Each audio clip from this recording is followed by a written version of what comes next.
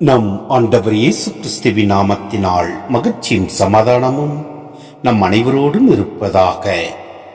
தீத்து 3:1-7 முடிய.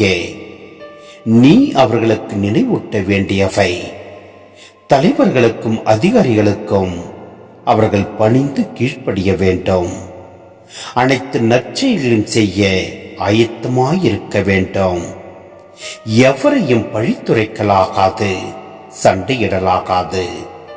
கனிந்த உள்ளத்தினராய் மக்கள் அனைவரோடும் நிறைந்த பணிவுடன் பழக வேண்டும்.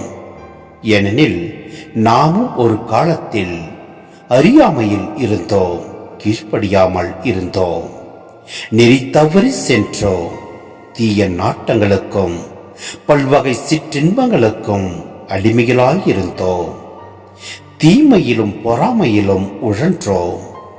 காழ்ப்புணர்ச்சி கொண்டவராய் ஒருவர் மற்றவரை வெறுத்தோம்.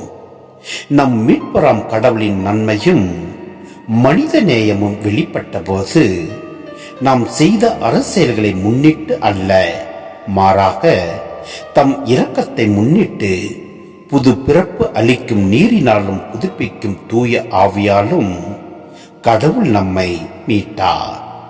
அவர் நம் மீட்பராகிய இயேசு கிறிஸ்துவின் வழியாக தூய ஆவியை நம் மீது நிறைவாக பொழிந்தார்.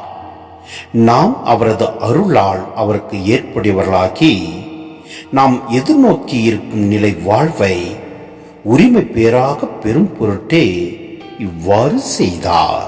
சிந்தனை: முதல் கிறிஸ்தவ தலைமுறையினரை குறித்து எழுதுவதால் ஆசிரியர் புது கிறிஸ்தவர்கள் அடைய வேண்டிய ஆழமான மாற்றங்களை வலியுறுத்துகிறார். கிறிஸ்தவராவது என்பது பழமையிலிருந்து மாறுவதாகும். திருச்சபை ரோம பேரரசின் பல பகுதிகளிலும் பரவிய போது கிறிஸ்துவின் 2ஆம் வருகை உடனே நிகழும் என்னும் நம்பிக்கை வலிவிழந்தது.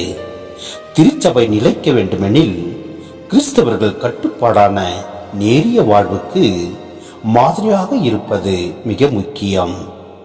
சமூக மற்றும் குடும்ப வாழ்வின் தூணாக கீழ்ப்படிதல் நிலவியதால் கிறிஸ்துவ நம்பிக்கைக்கு முரணாகாத எல்லாவற்றிலும் கிறிஸ்தவர்கள் இதயபூர்வமாக கீழ்ப்படிய வேண்டும். சமூக நற்பண்புகள் பற்றிய இவ்வழுத்தம் 2:5-2:10 ஆகிய இடங்களிலும் காணப்படுகிறது. எனவே நாம் ஒவ்வொருவரும் இதயபூர்வமாக கிறிஸ்துவை ஏற்று நாம் செயல்பட வேண்டும். எல்லாம் அல்ல இறைவன் நம்மை நிறைவாய் ஆசீர்வதிப்பார். ஆமென்.